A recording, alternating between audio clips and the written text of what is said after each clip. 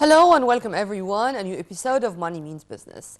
Today, the lion's share of our episode is going to be totally dedicated to industry and to our SMEs. Industry, localizing industry in specific as one of the priorities of our political leadership, and encouraging the SMEs and the positive role played and to be played by our SMEs, whether today as we speak or in the agenda of Egypt 2023. This is going to be our core today. But before we start, let's have a quick look at something which took place today, which was a very important tour by Prime Minister Dr. Mustafa Madbouli in the Grand Egyptian Museum and the area surrounding the Grand Egyptian Museum. The Premier was keen to have this tour along with the Minister of Tourism and Antiquities, Ahmed Isa, and also the governor of Giza, along with a number of top executives to follow up the pace of work in the area.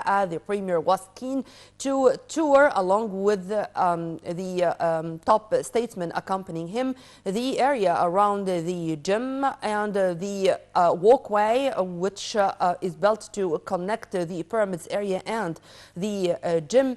Also, the Premier expressed his happiness as the pace of work is really fast, and inshallah by the end of February we are going to present the gem to the whole world. This is going to be one of the gifts to humanity. Egypt is going to introduce or to present gem as a gift to humanity with all its halls, with particularly the main hall, which falls on more than 20,000 square meters, along with two halls totally dedicated to the belongings or the artifacts of King Tut. I cannot wait to go there and to witness this inauguration and to visit this wonderful place. Well, also the surrounding area is going to be fulfilled or executed according to the latest standards, and to introduce this very civilized image of the area and of Egypt, part and parcel of the renovation works which are taking place all over Greater Cairo. Well, as usual, we do have plenty of things going on the ground. Before we return back with my dear guest live here in the studio, let's have a quick look at our latest developments in our SMEs sector, as it's a very important one. No country can go forward on the economic scale only with giant projects or with major projects, but SMEs, they really have their essential and pivotal role to be played, and to be played on the ground not only by the state but also in partnership with the private sector. Right after the short break, we are going to return back with more, so stay tuned.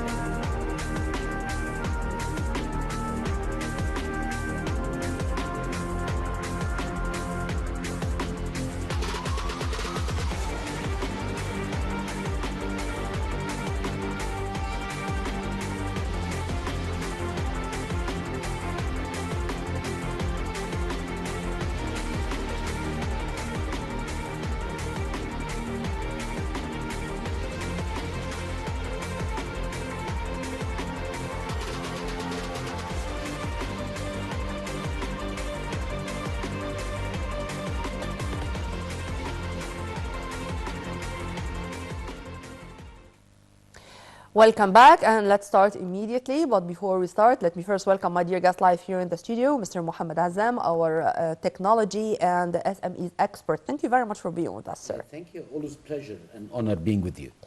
Let's start immediately, and to start with something which I said in my intro, because this should be explained to the layman in the street. We are talking to our viewers. They are not experts. We want to know, or we want to assure them of the importance of SMEs before going to anything else, because no economy can depend or develop only with mega projects, but SMEs should and can play a very pivotal role. Let's have a quick look at that first before going into details. Thank you for this question. Actually, SMEs or even micro and small and medium enterprises, they are the backbone of any economy here in Egypt as well, and even in developed economies, not only in developing economies. Actually, if you look at the numbers, the number of SMEs all over the world is like 90% of enterprises, and they are representing like 50% of employment and also contributing with the same percentage to the GDP of nations.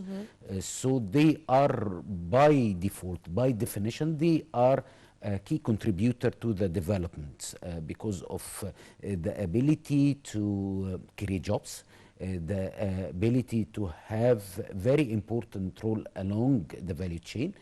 And of course, no one can only depend on mega companies, or actually there is always a room for SMEs, but according to their speciality, to their area of expertise, according to their ability to deliver, because we are living in a very competitive world, and of course the development of SMEs is one of the main objective of the government of Egypt. So we've seen new law that actually favoring SMEs in different domains, in different aspects.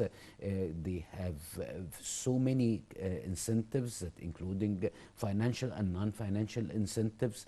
So this is because actually you cannot develop, you cannot sustain development without having SMEs. However, you need to have another perspective of SMEs, because the main objective is not only creating SMEs. Another perspective.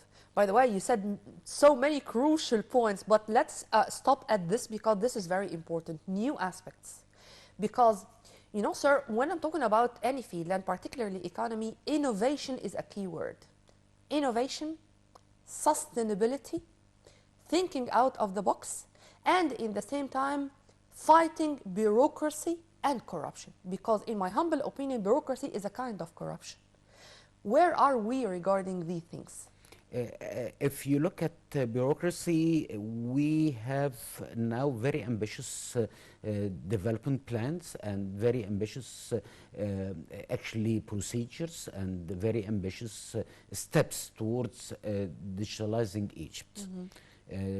Digital transformation, of course, could play a critical role, a key role in addressing challenges related to bureaucracy, related to red tape, and even fighting the corruption. Because if you're going to digitize your policy and procedures, your workflow, and most of your actually transactions are conducted online through platforms, you can have better governance.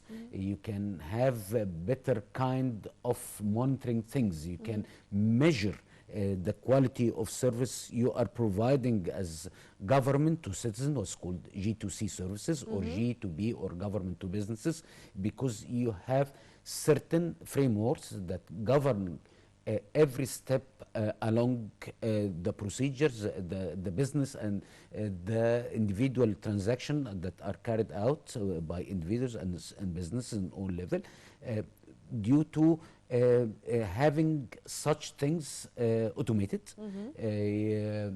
according to specific criteria, and you cannot manipulate the system. It's very hard to manipulate the system, and also the system can learn from the feedback from individual citizens or businesses. And actually this another big project that the government of Egypt is actually taking care of nowadays. We have a special track for artificial intelligence in providing public services. And of course, this kind of feedback is going to be analyzed for the enhancement and the betterment of service, because actually if you are going to transform any transaction, any procedure from the traditional or the conventional way. This was my common question or my common comment, if I can call it this way, flexibility. We can amend the rules or the laws while we are going on. I mean, there are things which should be amended on the ground and immediately, not to wait until we do have other procedures taken to amend what we have. We should build on what we have achieved already, not to start from scratch. True?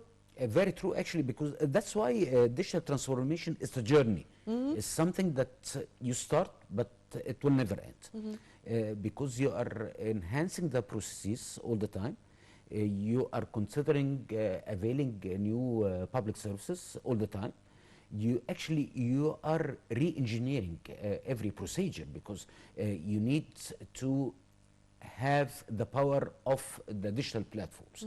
That's why most or more than 90% of the transaction or the procedures that have been automated or have been considered during this journey of digital transformation have been redesigned, re-engineered to match the requirement and the nature of the digital medium, because it's totally different rather than the traditional medium using the traditional techniques. And that's why you are using also artificial intelligence to analyze the big data that coming from the system, to have a better way for forecasting, a better way for planning, because now you have the data.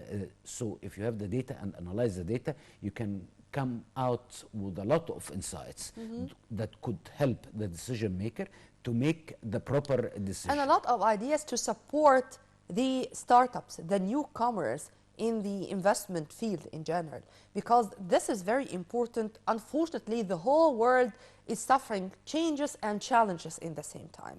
When it comes to global economy, you would find challenges and changes from the United States to the poorest developing country in Africa, for example. On the way along, you would find problems with the retail in UK, with the budget or the budget in Germany, and here. This is something which nobody can deny. How we can benefit from the crises?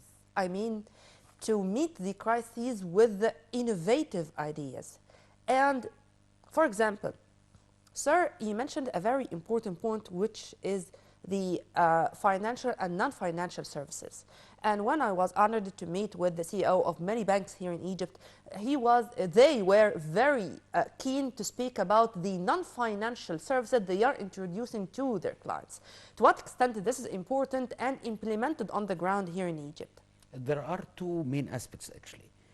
Financial support is very important, and of course, this is the main pillar. But however, if you are not equipped with the right skills to manage my small business, to manage my team, to manage the relationship between my small company and the different stakeholders along the value chain, that's including not only government but also suppliers, vendors, and even customers.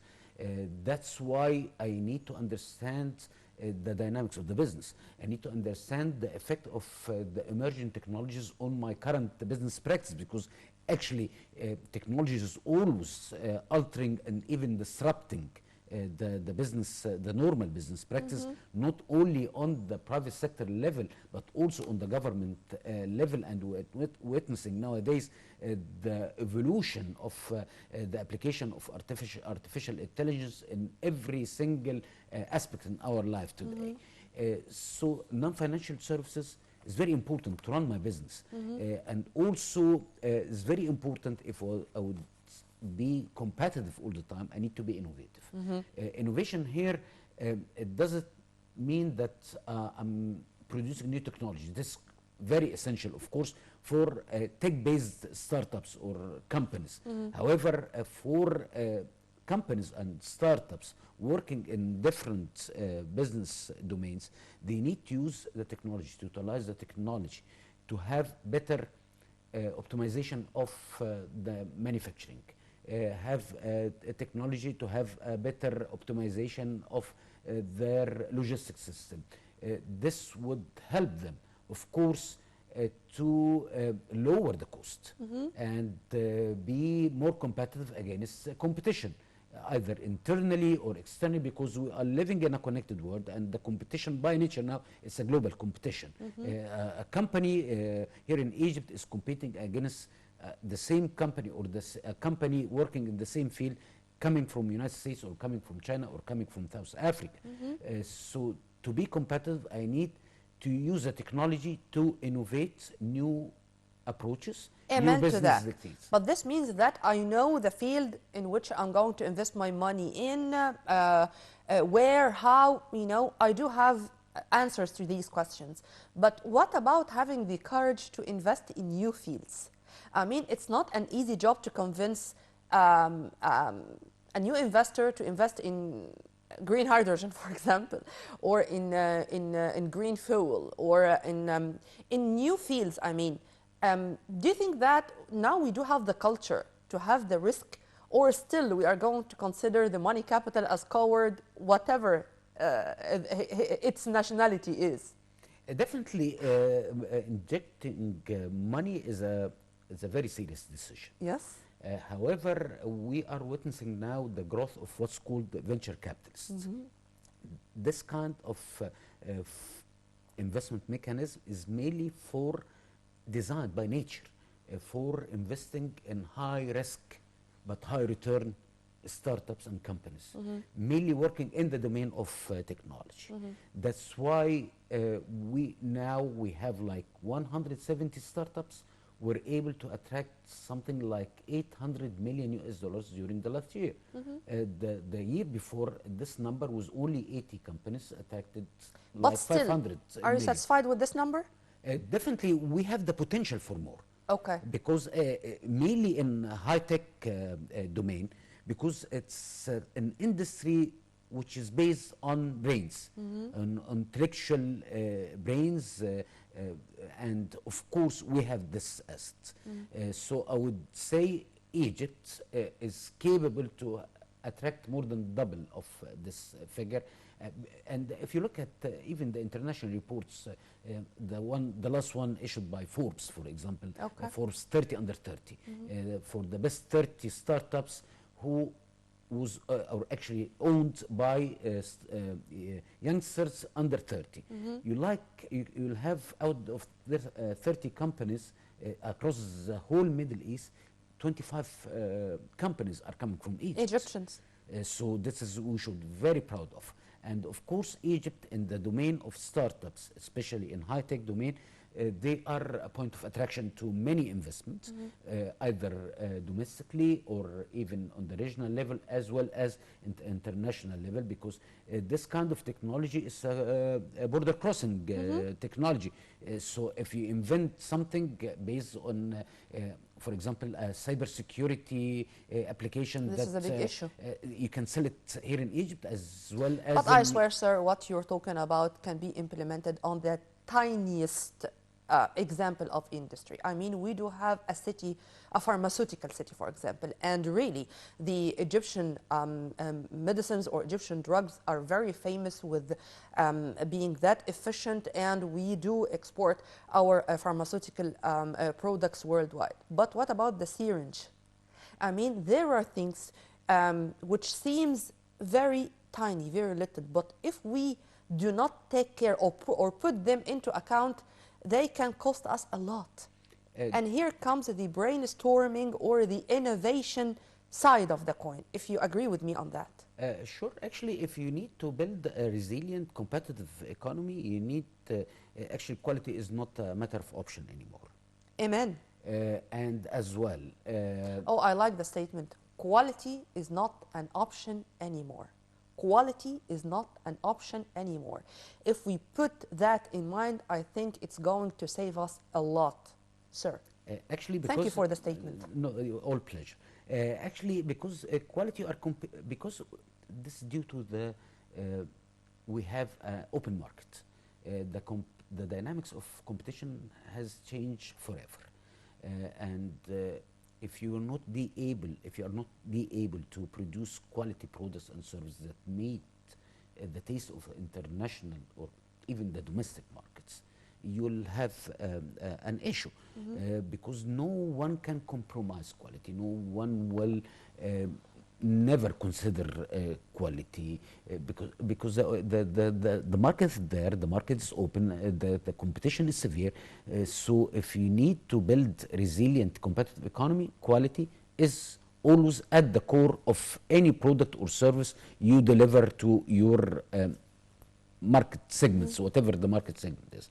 And that's why you need to help small and medium enterprises to comprehend this notion, to understand how to apply quality measures, how to be sure they're applying or having a sort of quality assurance that match the international standards. If they need to have a footprint in the market, even on the local level, because it does not mean that I need to produce something at low price that I have to compromise quality. That's why the manufacturing technology, the innovation in manufacturing could save me a lot if I'm using the proper technology. And of course, there is a role of academia in this regard. Sure. I need to have more linkage. There is a linkage between academia and the business. However, I would say this should be Research are not anymore ink on paper. Just to we have a PhD thesis and research and MA thesis just to be put on the drawers and that's it. No, they should be implemented on the ground and to have the fruitful results. And if you permit me, sir, I'd like to mention a meeting which took place just 2 days ago when Prime Minister Dr. Mustafa Madbouli met with the Minister of Trade and Industry, Minister of Finance, and also the chairperson of the Federation of Egyptian Industries, along with other executives like the head of the Chambers of Commerce Union, where he reiterated the importance of supporting national industries, expressing full confidence in the capabilities of Egyptian industry, emphasizing the necessity of relying on Egyptian products and gradually improving their quality to meet the domestic market's needs instead of importing from abroad. This is to echo what you have just said, but in a statement released by the Prime Minister.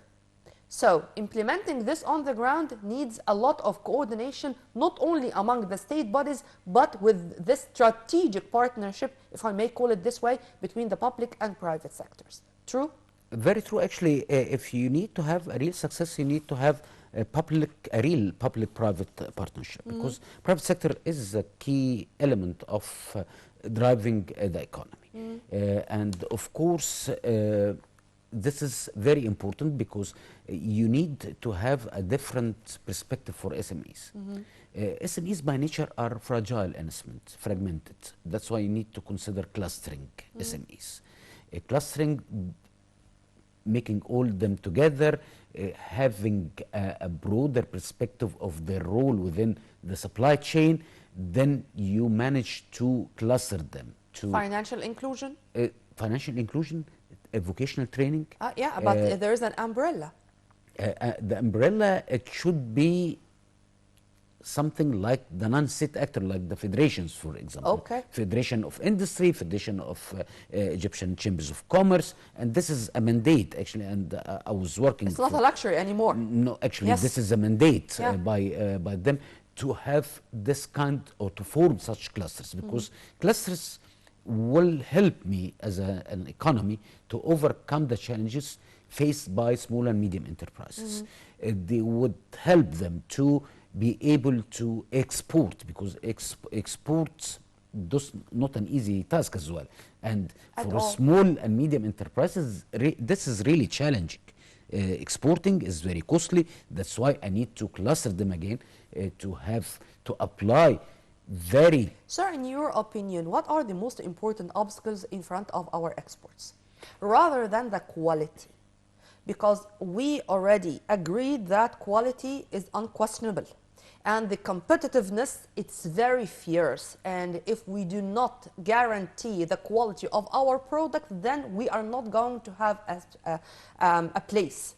But rather than that, what are the most important obstacles on the way? Know-how transfer.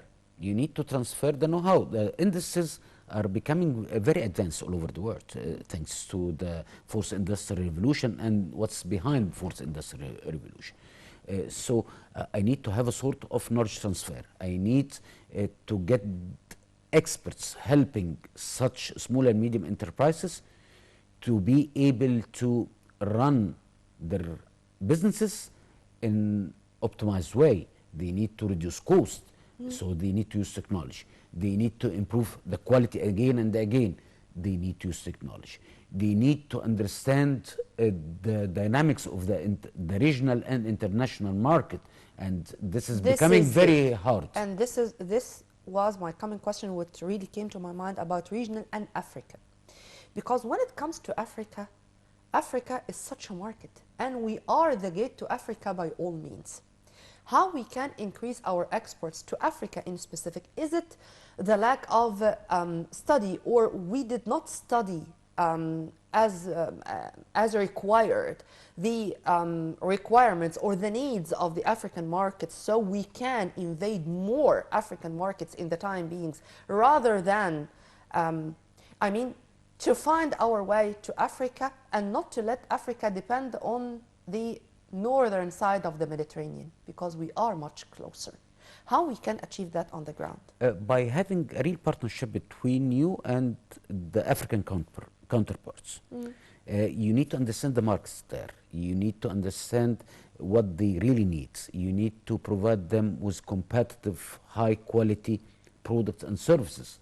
You need to be competitive to the maximum. In order to be competitive, you need to have innovation in your production technology.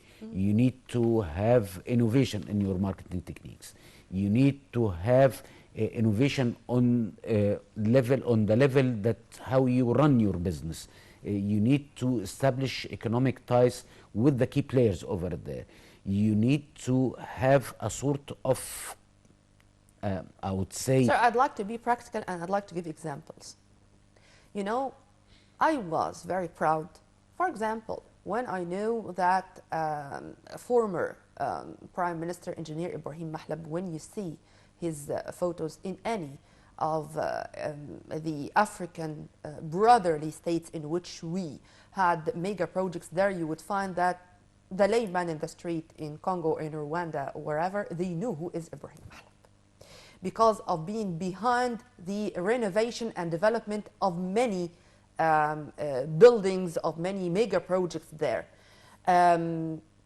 Julius Nyerere in Tanzania, this is a dam completely built by Egyptian hands. We are not against the development of any African country. We do participate in their development. How we can move to other fields in Africa? Is it going to be, for example, agriculture? Is it going to be exporting fertilizers? Is it going to be in the field of pharmaceutical industries, as we mentioned?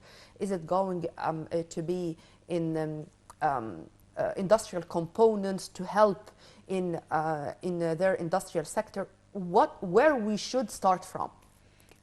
From my humble perspective, I believe we can start exporting high-tech products and services to such countries. And also power, technology-related power, because we excelled already in renewable energy. Now we have the expertise and know-how in the domain of solar energy, in the domain of wind energy, and Egypt is progressing actually also in a very sophisticated domain, which is the hydrogen. And hydrogen is the future of energy. This is the main, I would say, the most sustainable renewable source of energy. Yes, Uh, s- endless. and of course, pharmaceutical domain is also one of the most promising, because actually we are exporting. We need more investment. We need to upgrade our production facilities. We need to upgrade our packaging system. We need to upgrade, I would say, the business ties between Egypt and our actually brotherhood countries in I mentioned pharmaceuticals, sir, because thank God Egypt got rid of hepatitis C, for example, and we managed to treat millions of our African brothers, and we are still working on that to make sure that no more hepatitis C in Africa in general, because this is a very successful process which took place on the ground, and we want to export this process to be a story of success on the ground in many of our African states. But I'd like also to speak about that, because there is all the time kinds of memoranda of understanding signed in the fields of electricity, as you've kindly mentioned, renewable energy, green hydrogen, many industrial sectors, and the sidelines diplomacy. The head of a state is keen all the time. He visited any place, any country, whether in Africa or in any other part of the world, to meet with businessmen there, and to meet with the commerce chambers there, and to speak in numbers and statistics about the potentials we have. How do you see this as part and parcel of our marketing, of giving the world a glimpse of what we have? This is definitely one of the most important tools for marketing nations. Actually, having the head of state who is very keen to show the development, who is very keen to support the business community, and also support the nations in Africa. This is a very important message for the reintroduction of the mental image about Egypt, which is very important in business. Mental image about nations is very important, and this actually has been developed over the last 10 years in a dramatic way. We were able to regain our I would say strong relationship with the African nations, Yeah. and we are complementing each other. And actually, the key success of having successful projects or having a successful business relationship is to complement each other. We are not in a competition. If you are good in something, then I'm going to complement you in other thing. And integrating all efforts together, this is one of the key elements towards real success. Amen to that. We are reclaiming millions of fedans. But for example, there are very fertile pieces of land in Rwanda, and this is only an example. And we do have now the licensed seeds. So we are going to have a harvest which is going to be profitable for both. I mean, it's going to be a win-win situation. So to cultivate some lands in one of African states, and in the same time to have these licensed seeds having this wonderful reputation worldwide, this can be another gate, another door opened in front of our agricultural production. This, I mean, I mentioned that because this is only one of the examples. But if you permit me, I'm going to speak about another meeting which was also held by Prime Minister Dr. Mustafa Medbouli, where he was keen on following up on the performance indicators of the private free zones. And he said that until the moment, 209 industrial and services projects have been carried out in the private free zones. How do you see the importance of the private free zones, and to what extent they are going to be an added value to our industrial sector? Because you are easing things for investors and people to come to invest away from bureaucracy and red tape. We witness such model in China, for example. The Chinese development based on such concept of having special zones that has special laws and providing a lot of facilities to local and foreign investors to attract them to work there. On the other side, you need to equip such kind of business activity with qualified labor. Yep. That's why training and vocational training is very pivotal and very critical for the success of such economic zone, because having labor that who are equipped with the right skills is very important to any investor. This one, the investment now is not looking for cheap labor, by the way. They are looking for competitive, skilled labor. Well trained. Very skilled, not only trained, but very, Trained and but skilled, yes, also amen to that. skilled, which is very important.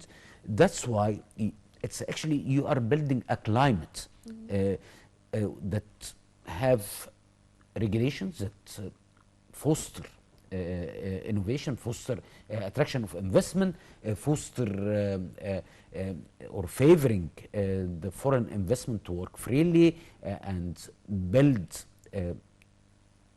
manufacturing facilities, equipping them with right personnel and skilled labor, and also help them to innovate by linking them with the academia for the applied research, as you mentioned earlier.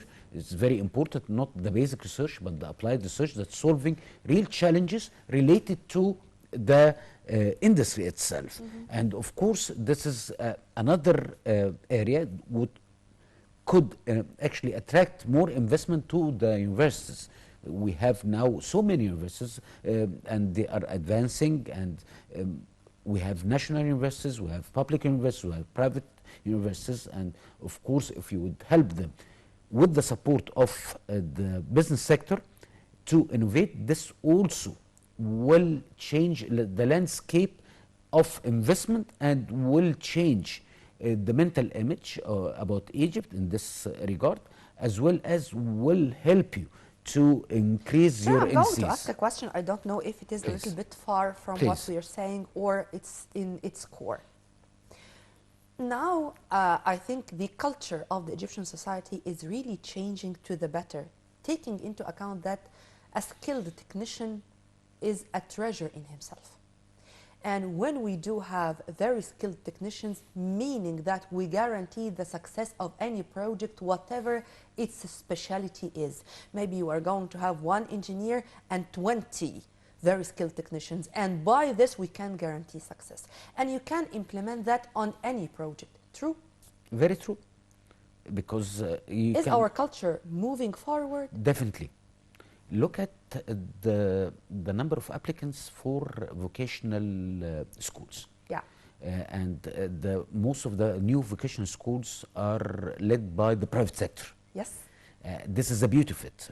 If I have a manufacturing plant for cars, so I'm going to have a vocational or technical school that I need mechanics, I need electricians, I need people who can work in the automotive industry. If I'm working, private sector is building a technical and vocational training center for electronics, for example, because the business the main business of this private sector is electronics or telecom. So the beauty here is such new concepts are led by the private sector. And of course, the private sector is very keen to build calibers who can fulfill the requirements of the industry. Yep.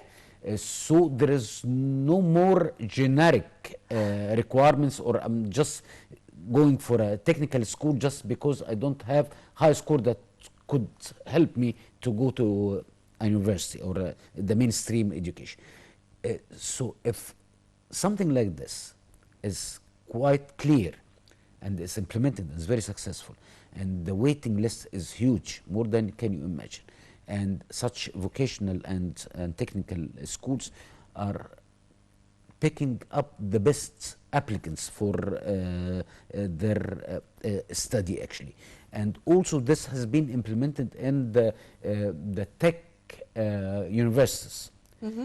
Now we have a new concept in Egypt that I don't have to study 4 years to get my degree. Okay. The tech universities and tech colleges, actually you can enroll in such colleges, and after 2 years you get a diploma. Okay. and you go to the job market, and then after couple of years or 3-5 years, you go back to the school or the college, and you study another 2 years. Then you have a bachelor degree. Okay. Then you go back to the job market, up to you're gonna to have or hold a PhD. To turn to be a TOT or trainer of trainers. This is very important as well. Yeah? This is very important as well, because this is one of the most successful way to transfer knowledge. Actually, we are learning from others. Actually, because humans are learning And from this is humans. also part of the corporate social responsibility of big companies, because if they do not open their gates for the newcomers to train and to see who are the wonderful calibers we have, whether to have them or to inject them into our labor market, why they are going to be supported by the state. Whenever they are practicing this role or implementing this role on the ground, it's part and parcel of their job. If you agree with me on that. Definitely, and you've seen so many incidents regarding this. That's why part of the corporate responsibility is to train students, to have a sort of internship for youngsters, and of course, opening even venues for households to start their own business. We've seen this, and it was very successful project carried out by a private company here in Egypt in association with an NGO in Minya, and they actually helped 10,000 households to start their own business, and this company became the first buyer of their products, because they are producing this product they help them to produce this product according to the international standard that they can accept. Sir, I have two examples which made me very proud, and I'm going to tell them, and I'd like to listen to your comments regarding both. One of the mega South Korean companies, which was responsible for building one of our power stations here, they took the Egyptian engineers there because they found that they are la crème de la crème, as the French are saying. And others, tourists, are keen to buy leather products from Erobeki because they knew that they are produced by the Egyptian artists. How do you see those two examples? The first example shows the quality of Egyptian brains. And we are always very proud of our engineers and technicians, and they are excelling in every single domain related to business and industry.